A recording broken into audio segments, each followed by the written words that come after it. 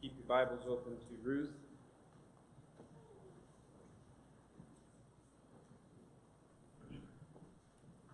Not sure if we're going to be here again next Sunday in the same passage. We may come back and look at it from another perspective. This morning we're going to just look at Naomi. And you can see the title of the message here, the sermon here, is Naomi's Bitterness. And so we're covering quite a bit of passage here, but it's all of Naomi's interactions with different people. And there's so much going on here, I really don't think that we'll be able to cover all of it in one week, one sermon. But for now, we're going to just take a look at Naomi's bitterness. Hopefully, you took me up on the challenge that I issued last week about reading through at least the first chapter or even the whole book. I won't ask you to raise your hand or fill out some form that you did, but if you didn't, let me invite you to do that this week and just read through the story again. It reads just like it starts off like a children's fairy tale almost. It just has this flowing narrative, and the writing is it's been called one of the most beautiful narratives of all time, definitely within the pages of Scripture. Some of the books and stories feel a little choppy, but something like this, it just kind of flows through and it tells us a story. And every time I go through and read this, I read something else that I hadn't noticed the first time, and I gather another little bit of information. In this, where we picked up, we saw that Naomi and Elimelech 10 years ago had moved to Moab, and some bad things have happened in Naomi's life. And we talked about the bad circumstances that happened to us last week. This week, though, we see kind of how Naomi responds to those circumstances. We don't throw too much guilt on Naomi because we don't really know the whole story. We don't know the whole background to what was going on. And there's some very interesting discussion that could be had on that topic. But we are going to see how Naomi responds to these events that have happened in her life. For the past 10 years, it seems like it's been a bit of a roller coaster ride for Naomi. It's been famine in the house of bread. It has been the loss of a husband. It has been new culture. It has been new family members added. It's been the loss of sons. And now Naomi finally decides to go back home and be with her family. I even took some time questioning this week why in the world she even wanted to go back home. Why does she want to go back to Bethlehem? In her mind, she has absolutely nothing. At least she has the comfort and familiarity of the past 10 years in Moab. What made Naomi decide to go back to Bethlehem?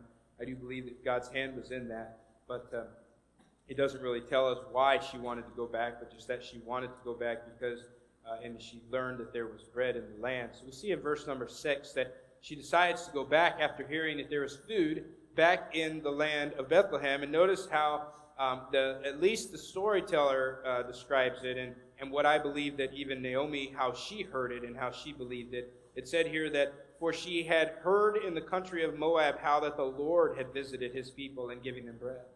And so whoever is writing this story is telling us how Naomi heard it, that God had come back and visited his people and had relieved the famine, had ended the famine and given his people bread. And now the house of bread has bread in it. And Naomi decides to go back. Initially, her two daughters-in-law go with her, and they begin walking out of the town. I don't know how far she gets out of town, but in my mind's eye, I imagine they have left the city limits of Moab, and they are beginning this journey.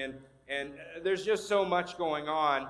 And if you've gone through a time like this, where there's just been a bit of an emotional roller coaster, so many things have happened to you all at once, and you almost feel numb. And it takes time to process through all of that. This week, my family went through a little bit of that, a scheduled hospital visit, but just kind of felt like so much was being piled on it. And it took even after we got home, we were up in Buffalo for 4 days at the hospital there with my son. And when we got home Thursday, and we were just all kind of frozen, if you will. And it took a day or two to really kind of breathe and get back into the routine of life. And just because of when all these things pile on, we don't just say, we deal with it. Suck it up. Whereas our fathers told us when we were little, walk it off, right? You can't just deal with it. You have to, dealing with it is a process. And losing the three men in her life, Naomi is going through a tough time. And then we see Naomi is looking for hope. She's looking for a better life in a way, but at the same time, that's why I question, she had the bread in Moab. Why does she need to go for bread in Bethlehem? But maybe she felt a longing to be back with her people. We see later on in Naomi's dialogue here with different people that she was kind of given up to being a widow for the rest of her life. And now Naomi has this conversation with her two daughters. And notice the exchange here. I asked Josh when he read to do voices because I thought that would be funny, but he decided not to do that, to do different voices for each of the ladies because I wanted to hear his girl voice, but he chose not to. Or maybe that was his girl voice, I don't know. But verse number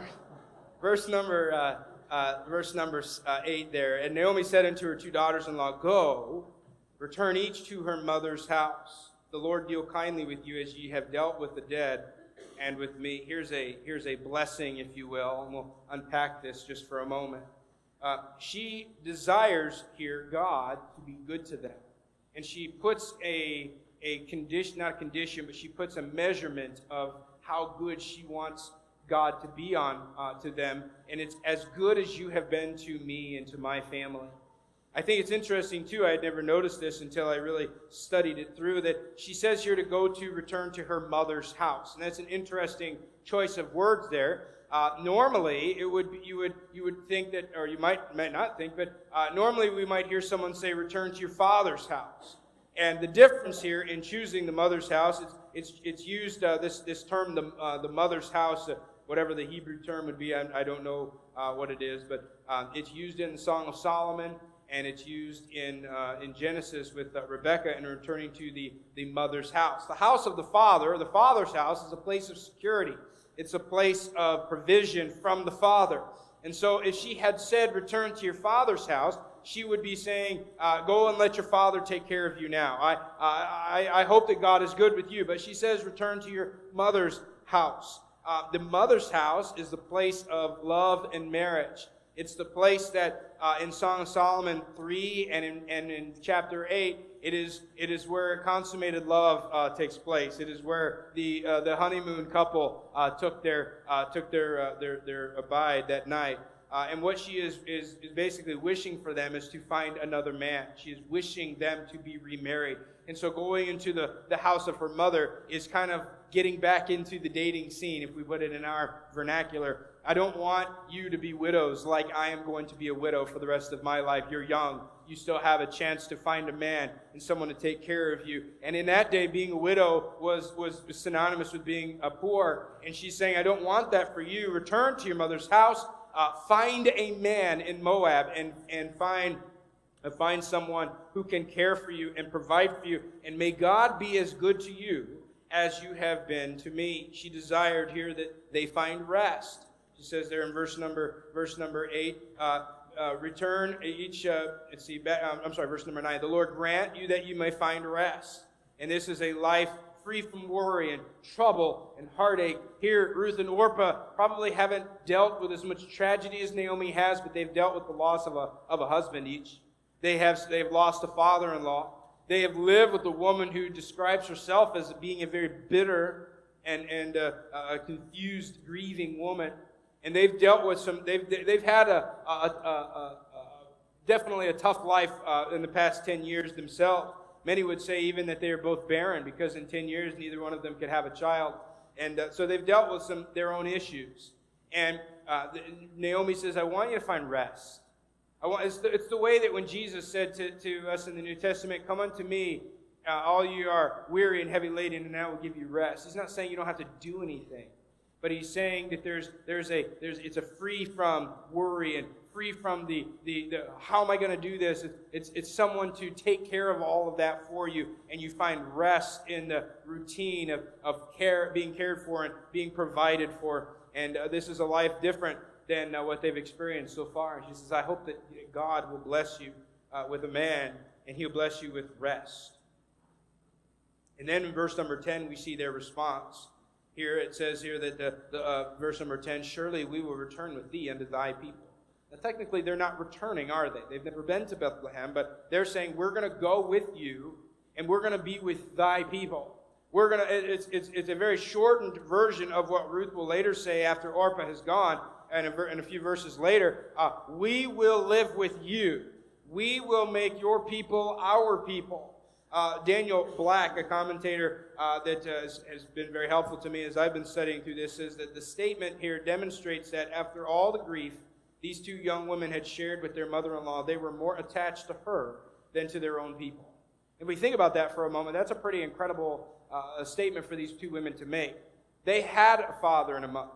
Maybe they had brothers and sisters. They had friends. That was their hometown, and Naomi was going to be going back to her hometown where she had friends, but they had no friends. Where she was familiar with their culture, but they were not. She was familiar with the language, but they were not. And when she decided to go, it would have been much easier for Ruth and Naomi to say, we love you, we hope God takes care of you, your God takes care of you, we're going to stay here, we're going to try to make the most of whatever life we have left, and find someone here in Moab, in the culture we're familiar with, in the language we're familiar with. We already have friends, we already have contacts, family, no doubt. But instead, they chose to give all of that up to go with this bitter woman, Naomi, back to a foreign, strange land. We can read a little bit in the Old Testament about the relationship that Israel had with Moab, and it is very likely that these two Moabite women would at least would have been concerned of the cold reception they would have gotten coming into the land of Israel, because the Moabites were not best friends with the Israelites. Just keep it there. And so they knew all of these things, and yet they still decide to go with Naomi and with her people and with that lifestyle and culture. Verse number 11, Naomi's not going to give up, and she really does not want them to go. Turn again, my daughters. Now, the first time she said go back home, and then she gives them a blessing, and now it's the opposite here. Why will you go with me? Are there yet any more sons in my womb, that they may be your husbands? Verse 12, turn again, my daughters, go your way, for I'm too old to have a husband. If I should say I have hope, if I should have a husband also tonight, and should bear sons, would you tarry for them till they were grown? Would you stay for them from having husbands? Nay, my daughters, for it grieveth me much for your sakes, that the hand of the Lord is gone out against me. What is she saying here? Well, she's releasing them from any responsibility toward her. The responsibility that we might feel that, well, we're her only family left. We don't want this old woman traveling all by herself across the... It's not like she was getting on a plane and she was going to be with other people and it was pretty safe, and then she was going to get home and someone was there to pick her up. She's going to travel, walk, donkey, or whatever it may be. Maybe she's in a caravan. Maybe she'd have been by herself. And maybe they felt some guilt about letting this woman who really had no one else in life, and we're going to do this, and maybe begrudgingly, I don't know, but she says, no, I release you from these responsibilities and these obligations. She obviously has no more children in her future. She feels that she's too old. She's referring here to, I think the word is levirate. It's the marriage, the law stated for the Jews that when a man died and he had no children, that his brothers would take his wife and they would continue the family name that way. And we'll see that. We see that it's called a kinsman redeemer later on with Boaz. But what Naomi's saying is, I don't have any more sons. So it's not like they're going to take you and take care of you. And she says here, I'm too old to marry a man. I'm not going to get married again. So I don't have any husband going to take care of me, let alone take care of the three of us, planning to be a lifelong widow. And she said, even if I were to marry today and conceive tonight and have a baby, would you wait that long, 15, 20 years, again, to find a son, or find a husband to take care of you, and you're not getting any younger girls? Now, all of this, Naomi assumes that since they were foreigners, that no Bethlehemite, no Israelite would have anything to do with marrying them. would socialize with them, and we don't know if that would, we know that that would definitely be the case later on, but Naomi's assuming these things, and she makes a statement that's very interesting in verse number 13 there. It grieveth me much for your sakes that the hand of the Lord has gone out against me. It's bitter to me. That's what that word grieveth there means. It's bitter to me that God has done this to me. Different interpretations of this kind of expand our understanding of what it means, that she feels that her life is much more bitter than anything that Ruth or Orpah have experienced. Or maybe it's the reminder as she looks at Ruth and Orpah of all of the things that she's lost, and maybe she's trying to erase past or at least block it. And if by bringing Ruth and Orpah, it would be a constant reminder of everything that she went through and everything that she had lost, and she didn't want to go through that. But at the very basic level, she is a very bitter woman, self-admittedly, and she is blaming God for all of the bad things that have happened to her. Now, I find it interesting here that just a few verses ago, she was wishing God's blessing on them, and now she's turning around and in a way shaking her fist at everything that God has done to her. God has dealt bitterly with me, she'll say later on, I think verse number 20. At this point, Orpah gets the message. Maybe she says, you know what, I don't think I can live with this woman. This is a cross too heavy to bear, and she decides that it would be better for her to go back to her family. And I really don't think that she is wrong for doing so. But it says here that they lifted up their voice, they wept again. It's a very emotional exchange here. She kissed her and goes, but notice at the end of verse 14, Ruth clave unto her. Ruth will not let go. Ruth is a stubborn woman in a good way. And she is not going to let this pass. She's not going to take this from Naomi. And she looks, imagine as if they said goodbye, and Orpah walks off, and she looks at Ruth, probably still holding on to her, crying and weeping on her shoulder. And she says, look, behold, your sister-in-law has gone back unto her people and unto her gods. Return thou after thy sister-in-law. I got rid of one. I just need to get rid of Ruth. I need to get her back and home so I can slip away and forget about this life and this misery that that God has dealt me. She cannot be persuaded. We see in verse 16, the beginning of maybe one of the most familiar passages of the book. Entreat me not. Stop insisting that I try to go. Stop persisting here. I'm going to win this battle of the wills. Entreat me not to leave, or to return from following after thee. Whither thou goest, I will go, and where thou lodgest, I will lodge. Thy people shall be my people, and thy God my God. Where thou diest, will I die, and there will I be buried. The Lord do so to me, and more also, if aught but death part me and thee. What is Ruth saying here? Several things here. Number one, she says, I will go wherever you go, and live wherever you live. This is a commitment that she's making to Naomi. Wherever you go, that's where I'm going to be. And she's made a commitment to not leave Naomi's side. Then she says, I will make your people my people. I'm going to be a proselyte. We've read that, especially in Sunday night studying Acts. It's a Gentile who takes on the Jewish culture and lives as a Jew. And she says, I'm giving up being a Gentile, if you will. And I'm going to live as a Jewish woman. And now she's made a commitment not only to Naomi, but she's made a commitment to Naomi's people, to God's chosen people, there, Israel. And she's made this commitment deepen from simply one lady to a nation. Then she says, your God will be my God. Now she's made a commitment to Naomi's God. Not to just Naomi and not just the people of God, but to Naomi's God. I'm giving up my pagan culture. They would have, the Moabite, the big god of they worship many gods, but Chemosh would have been one of the gods that they worshipped in Moab, and weird sacrifices and all these things. And this is Ruth's culture. Now, somewhere in those last 10 years, maybe it was with her husband or living in this Jewish family.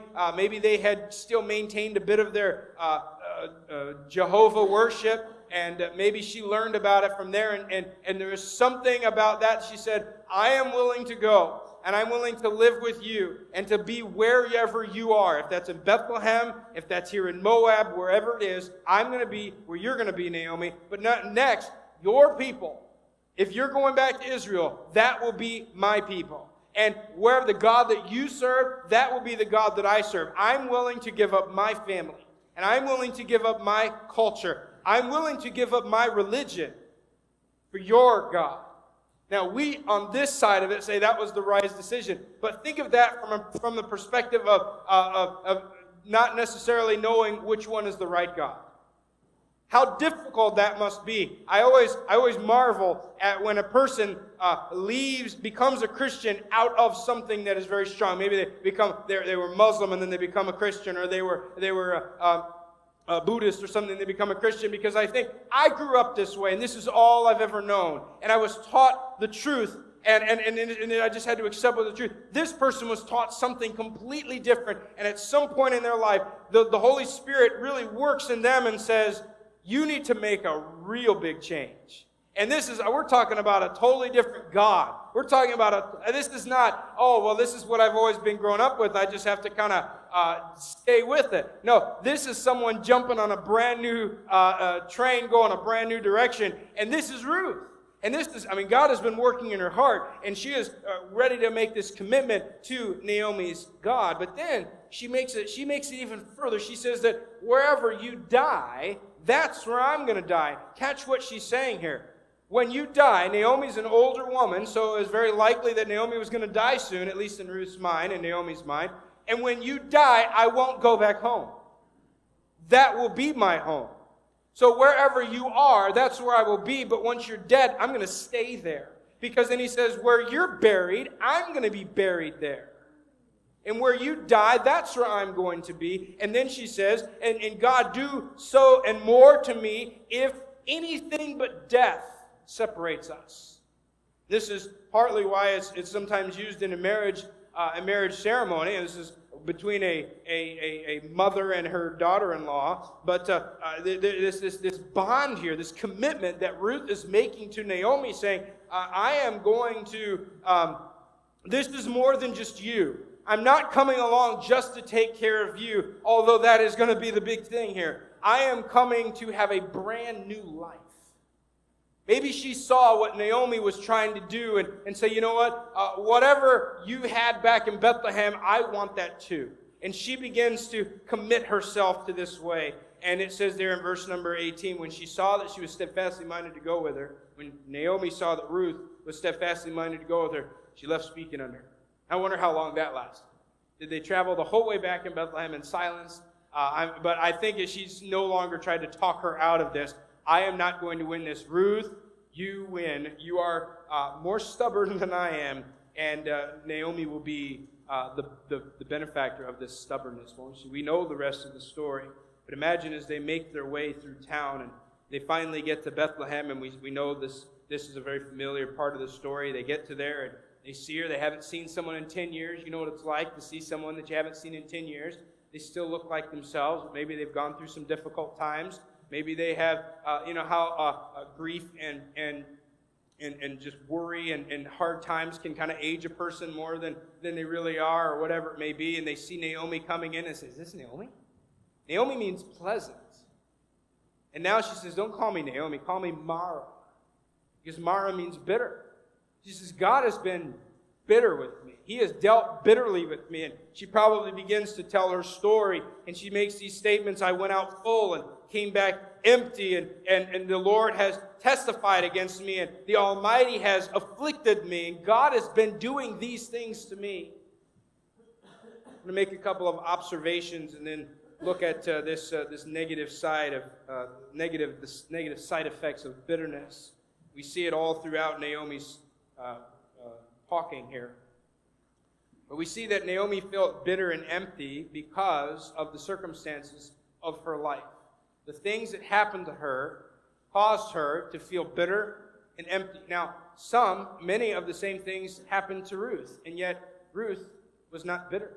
Ruth was not feeling empty. Ruth was not shaking her fist at this new God of hers. In fact, all of the events of her life brought her to the God who allowed these things to happen.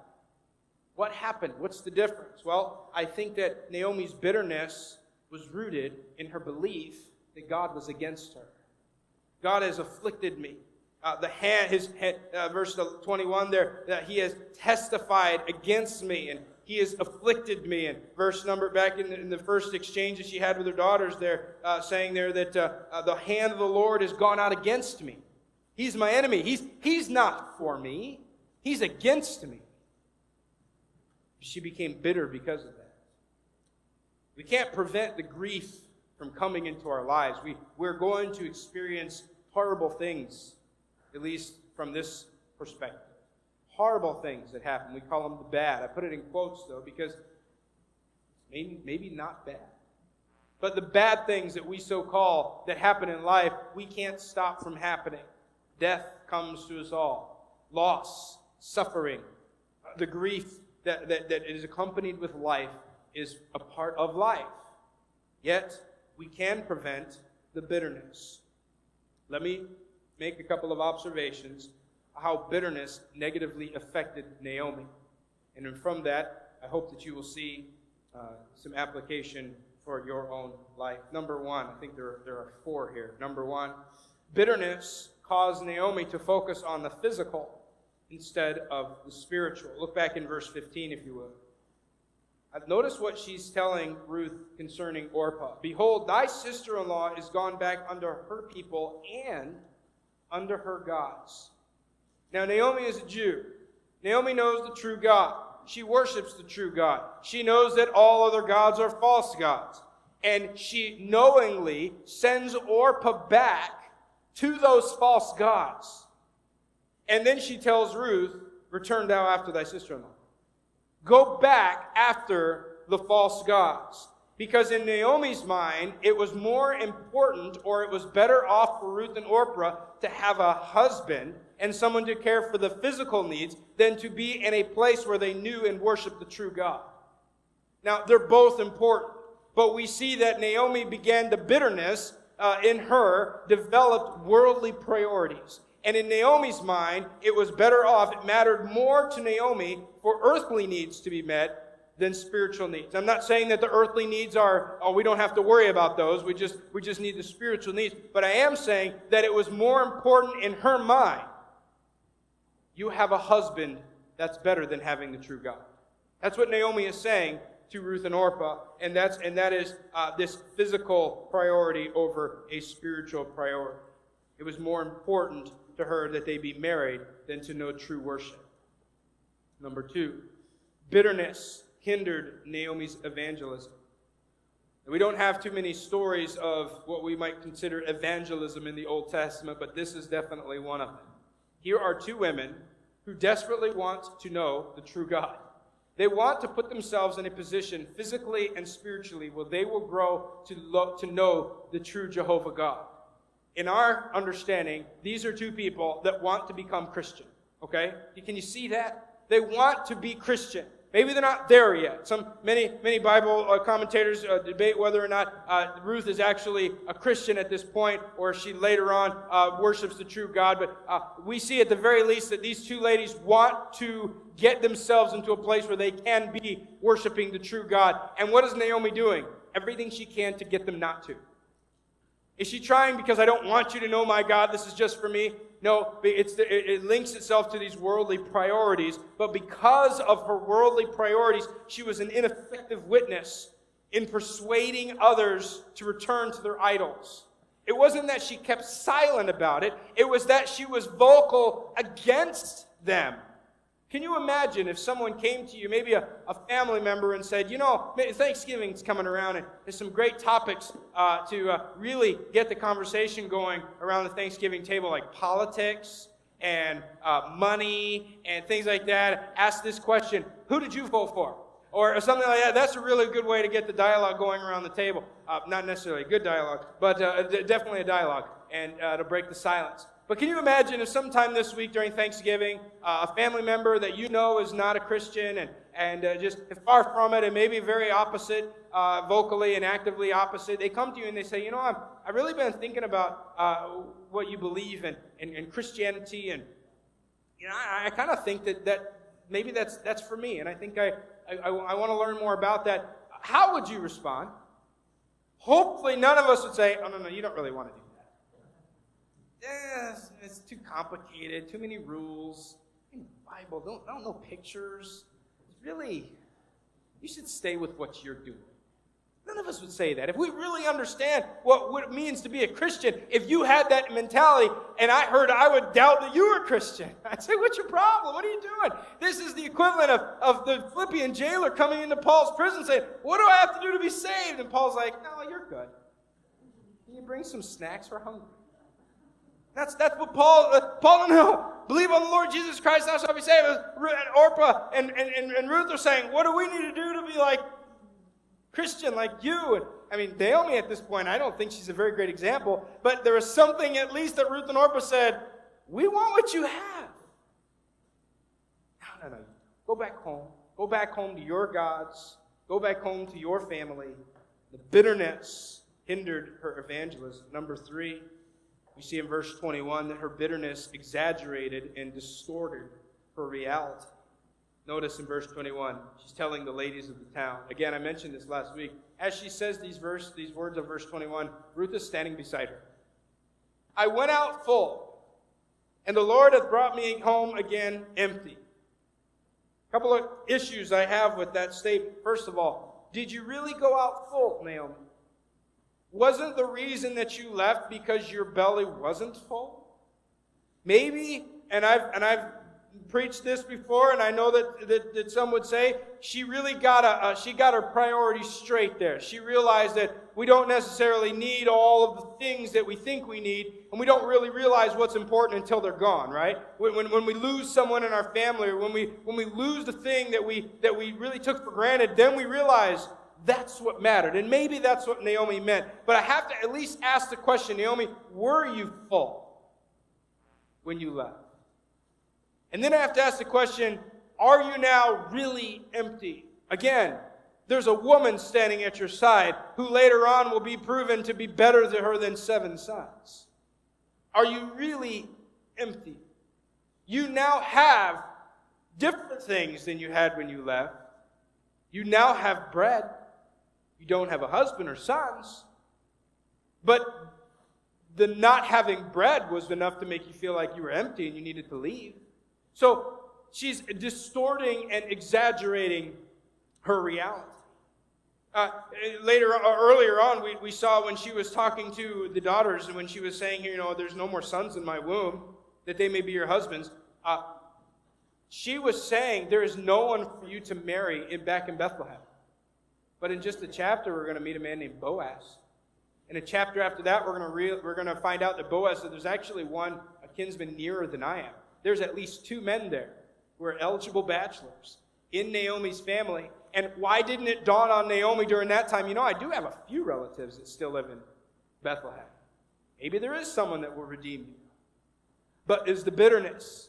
It caused her to distort that reality and to exaggerate how bad things were and how good things used to have been. And what we see here is that she's blind to the good that she still had in her life. Yeah, you've gone through some hard times, Naomi, but there is still some good in your life. You're not completely empty. It's kind of the way that when we walked into the kitchen, we want a snack, and we open up the cupboards, and we say, there's nothing to eat. Technically, there is. It's just there's nothing that you want in there to eat. We mean that there's no snacks. There's no ice cream. There's no chips. There's no cookies. There's only broccoli. There's only things you have to prepare. I don't want that. I want...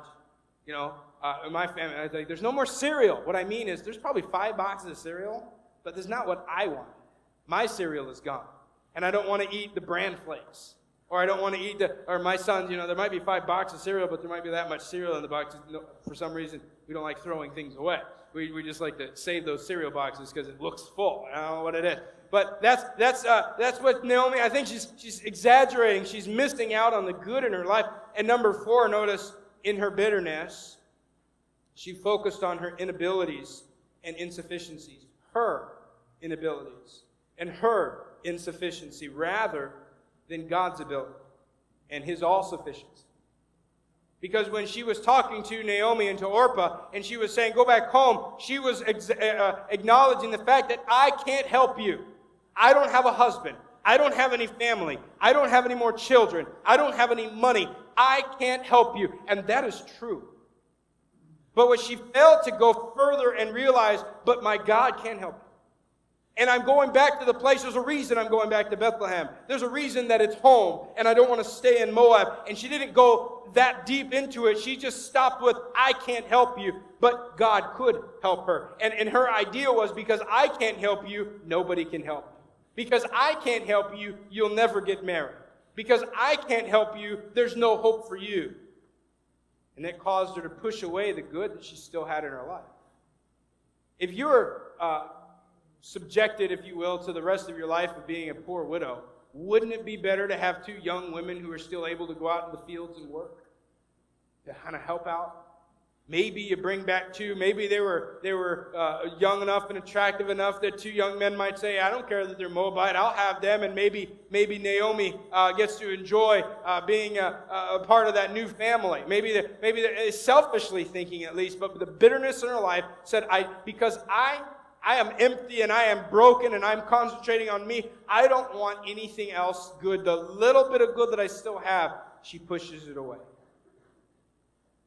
The truth was, Naomi never could help Ruth how she needed. It was God who could do everything that they needed. And Naomi, as I said, Naomi's proper response would have been to acknowledge her insufficiency, but then focus on and point Ruth and Orpah back to God, who could meet their every need. Really, it's the same way with us.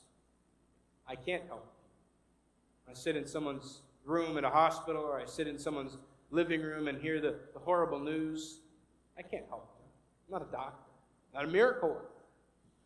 But I know who can. That's what prayer is for. That's what the Christian community is for. But in bitterness, we forget that. We overlook it. At the close of chapter 1, we get a glimpse of what God is doing, though, behind the scenes, as we see that last phrase there. They came to Bethlehem in the beginning of barley harvest. Not only had God remembered and revisited them and bringing food, it was time to reap, which means as soon as they get back, Ruth has a job. It just so happens that she's going to find the job in the fields of a man named Boaz, who just so happens to be very closely related. And after chapter 1, we begin to see Naomi's perspective change, and she really does begin to see how God's hand has been working all along. But for these first 22 verses, she's a very bitter woman. And it is negatively affected. Now, what I like about this is that no matter how hard she pushes, God's still in control. And though she pushed Orpah away, she couldn't push Ruth away because God was pulling. And we can't fight against what God wants to do. It was Naomi's desire for Ruth to return to Moab, but it was God's desire for Ruth to be in Bethlehem. And Naomi couldn't see how living in Bethlehem would be good for Ruth, but God did. He had a plan. John Piper in a book. I shared a book on Facebook that I found that's a free PDF. You can buy it or download it, but I'd encourage you to go down there and go there and read that. But in this book, John Piper wrote, he says, the book of Ruth reveals the hidden hand of God in the bitter experiences of his people. We've already begun to see that, but specifically in this last little phrase, the beginning of barley harvest. He continued later on, he says, who would have imagined that in the worst of all times, God was quietly moving in the tragedies of a single family to prepare the way for the greatest king of Israel. But not only that, he was working to fill Naomi and Ruth and Boaz and their friends with great joy. There is a bright sunrise just around the corner if Naomi will just hang on. I want to read a passage in Romans chapter 8. I referenced one of the verses. It's Romans 8:28, probably a very familiar verse to many of you. We know that all things work together for good. But I want to read above and below it and show you how this really ties into what we're talking about in Ruth. We start up in verse number 18. We see Paul speaking here, and he says, for I reckon that the sufferings of this present time are not worthy to be compared with the glory which shall be revealed in us. For the earnest expectation of the creature waiteth for the manifestation of the sons of God. For the creature was made subject to vanity, not willingly, but by reason of him who hath subjected the same in hope. Because the creature itself also shall be delivered from the bondage of corruption into the glorious liberty of the children of God. For we know that the whole creation groaneth and travaileth in pain together until now. And not only they, but ourselves also, which have the first fruits of the Spirit, even we ourselves groan within ourselves, waiting for the adoption, to wit, the redemption of our body. At this point, Paul is just saying that we are dealing with some present sufferings, and they are tough. He says, but they're incomparable with the future glory, and we groan and eagerly await and anticipate the redemption of our bodies. But notice how he says in verse 24, for we are saved by hope. Hope that is seen is not hope. For what a man seeth, why doth he yet hope for? But if we hope for that we see not, then do we with patience wait for it. Likewise, the Spirit also helpeth our infirmities, for we know not what we should pray for as we ought. But the Spirit itself maketh intercession for us, with groanings which cannot be uttered. And he that searcheth the hearts knoweth what is the mind of the Spirit, because he maketh intercession for the saints according to the will of God. He says this is our hope. It's not yet been realized, but that's why it's called hope. We have the Spirit in the meantime to help in our weakness while we wait and hope. Then we get to verse 28, and this is part of the danger of isolating verses, is we don't get the full meaning of it. Verse 28, and we know that all things work together for good. But it doesn't stop there, does it? It doesn't mean that everything's going to turn out great. It says, to them that love God, to them who are the called, according to his purpose. We've always stopped there. I've memorized several of these verses in Romans chapter 8, but all separately. And then when we put them together, it makes so much more sense. Because it's talking about how God, in verse 28, works things together for those who are love God and for those who are the called, those who are called to God's purpose. For those people, God works things together for good. Good and bad works together for good. Keep going. Verse 29, for whom he did foreknow, he's talking about Christians here, for whom he did foreknow, he also did predestinate to be conformed to the image of his Son, that he might be the firstborn among many brethren. Moreover, whom he did predestinate, then he also called. And whom he called, them he also justified. And whom he justified, them he also glorified. So here's God's working behind the scenes, and he's working for our good. But notice then what it says. And all of these things he's saying, so he can say, verse 31, what shall we then say to these things? If God be for us, who can be against us?